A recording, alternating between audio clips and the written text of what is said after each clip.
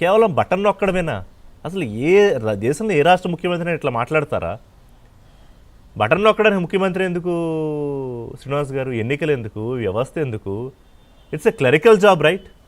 ఇదిగోరా బాబు, మొత్తం అంత అకౌంట్లో డబ్బులు ఉన్నాయి, నువ్వు బటన్ నొక్కు, అందరి అకౌంట్లో పడిపోతే అయిపోయింది. గుమ్మస్తా చేసే ఉద్యోగం అది. బటన్లు ఎవరికి నొక్కాడు? ఆయన చెప్తున్నాడు 2,72,000 కోట్లు ఇచ్చేసాను నేను ప్రజలకు బటన్ నొక్కని. సాక్షికి నొక్కిన బటన్లు గుర్తొస్తున్నాయి. ఏది 600 కోట్ల 200 కోట్లు సాక్షి పత్రిక కనిపించావా? వాలంటీర్లతో, సచివాలయ సిబ్బందితో 400 కోట్లు యాడ్స్ బటన్ నొక్కావా? అంటే నీ హెలికాప్టర్లు, నీ స్పెషల్ ఫ్లైట్స్ బటన్ నొక్కడమా? 222 కోట్లు. ఋషికొండ బటన్ ఎంత? 500 కోట్ల. జగన్మోహన్ రెడ్డి బటన్లు అంటే అతను ఎంత దుర్వినియోగం చేశాడండి, ఎంత వృధా చేశాడండి, ఎన్ని లక్షల కోట్లు అవినీతి కుంభకోణాలండి. జగన్మోహన్ రెడ్డి ఉన్నప్పుడే బాగుండేది అని అనుకుంటున్నారంటే ఎవరు అనుకుంటున్నారు? జగన్ ఉన్నప్పుడే బాగుండేదని పెద్దిరెడ్డి మిథున్ రెడ్డి అనుకుంటున్నాడా?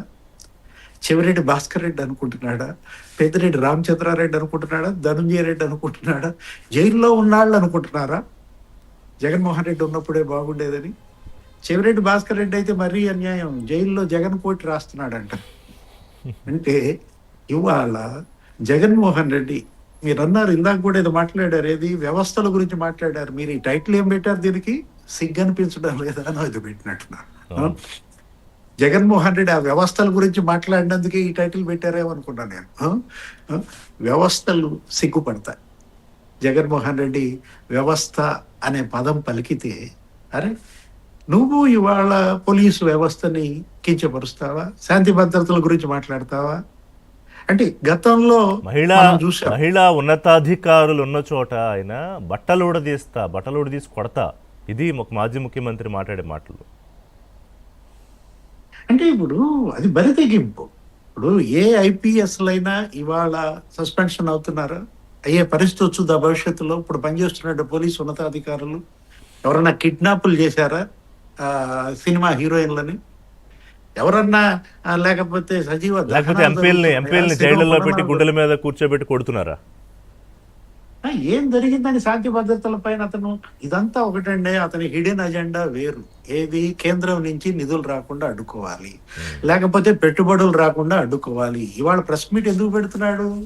ఆ దావోస్ ఆ పర్యటన చూసి ఇవాళ రగిలిపోతూ అక్కసుతో పెడుతున్నటువంటి ప్రెస్ మీట.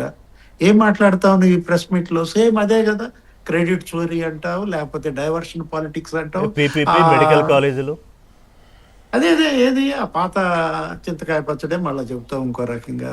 అంటే ఇతను మన శిరీష్ గారు అన్నట్టారు అనుకుంటా, ఒకసారి రికార్డ్ చేసి అది రిపీట్ చేస్తే సరిపోతుంది. ఎందుకంటే కొత్తగా చెప్పేది ఏమి ఉండదు కదా. 5 ఏళ్ల పాటు ఆ టేప్ ప్లే చేస్తే సరిపోతుంది. ఇప్పుడు విద్యా వ్యవస్థ గురించి మీరు ఇందాక కూడా మాట్లాడారు, మన శిరీష్ అమ్మ కూడా అన్నది. ఏంటి అప్పుడు నీ హయాంలో వైస్ ఛాన్సలర్లుగా ఎవరిని పెట్టావు? భూమన కరుణాకర్ రెడ్డి వదిన ఒక వైస్ ఛాన్సలరా? లేకపోతే పెద్దిరెడ్డి చుట్టం ఒక వైస్ ఛాన్సలరా? జక్కంపూడి రాజా చుట్టం ఒక వైస్ ఛాన్సలరా? ఇప్పుడు వైస్ ఛాన్సలర్లు ఎలాంటి వాళ్ళని పెట్టారండి యూనివర్సిటీలకి? ఒక ఆదివాసీ ప్రొఫెసర్ మహిళ. ఇక్కడ వైస్ ఛాన్సలర్గా నియమించిన వాళ్ళని మరి కేంద్రం తీసుకుంటాను. అంటే విద్యా వ్యవస్థ ఇప్పుడు ఉపాధ్యాయులు ఎవరన్నా ఒక 40 యాప్లు ఇప్పుడు అప్లోడ్ చేయాల్సిన పరిస్థితి ఉందా? ఇప్పుడు టీచర్స్ నీ పతనానికి కారణం వాళ్ళే. నీ ఓటమికి ప్రధాన కారణం ఆ రోజు ఉపాధ్యాయులను ఎంత క్షోభ పెట్టాడండి. బాత్రూమ్ ఫోటోలు తీపించి అప్లోడ్ చేయించుతావా? అదా నువ్వు చెప్పుకున్న విద్యా వ్యవస్థ? ప్రతి దాంట్లో స్కాములే కదండి. ఏది? అరే బైజూస్ అనేది ఒక స్కామ్, 1000 కోట్లు. అరే ట్యాబులు, దానిలో ఒక స్కామ్. చివరికి టీచర్ బదిలీల్లో కూడా వసూలు చేశారని అన్ని. ఇప్పుడు కాదు, ఇప్పుడు అధికారం అని ఆయనకి ఏమిటి అంత ఆతృత? దేనికోసం? ప్రజలను ఉద్ధరించడానిక? రాష్ట్రాన్ని అభివృద్ధి చేయడానిక? కాదు. అందుకే నేను ఓపెనింగ్ రిమార్క్స్లోనే చెప్పా, ఆ సైకిల్ రిపీట్ చేయాలి. స్కాములు చేయకపోతే, కొంతమంది పని చేయకపోతే చేతులు దురదలు వస్తాయంటారు కదా, స్కాములు చేయకపోతే తోచట్లేదు. అందుకే అధికారం కావాలి. ఎనీవే చూద్దాం ఇవాళ ఏం మాట్లాడతారో ఆయన.